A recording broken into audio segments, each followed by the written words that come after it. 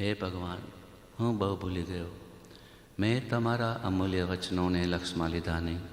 તમારા કહેલા અનુપમ તત્વનો મેં વિચાર કર્યો નહીં.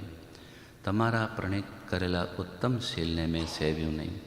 તમારા કહેલા દયા, શાંતિ, ક્ષમા અને પવિત્રતા મેં ઓળખ્યા નહીં. હે ભગવાન, હું ભૂલ્યો, આથડ્યો, રજડ્યો અને અનંત સંસારની વિટંબનામાં પડ્યો છું. હું પાપી છું. હું બહુ જ મદોન્મત્ત અને કર્મરજથી કરીને મલિન છું. હે પરમાત્મા, તમારા કહેલા તત્વ વિના મારો મોક્ષ નથી. હું નિરંતર પ્રપંચમાં પડ્યો છું.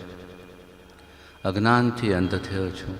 મારામાં વિવેક શક્તિ નથી અને હું મૂઢ છું. નિરાશ્રિત છું, અનાથ છું. નિરાગી પરમાત્મા, હું હવે તમારું, તમારા ધર્મનું અને તમારા મુનિનું શરણ ગ્રહું છું.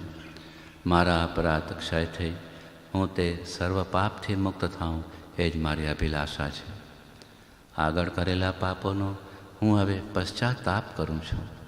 જેમ જેમ હું સૂક્ષ્મ વિચારથી ઊંડો ઉતરું છું, તેમ તેમ તમારા તત્વના ચમત્કારો મારા સ્વરૂપનો પ્રકાશ કરે છે. તમે નિરાગી, નિર્વિકારી, સચ્ચિદાનંદ સ્વરૂપ, સહજાનંદી, અનંત જ્ઞાની, અનંતદર્શી અને ત્રૈલોક્ય પ્રકાશક છો.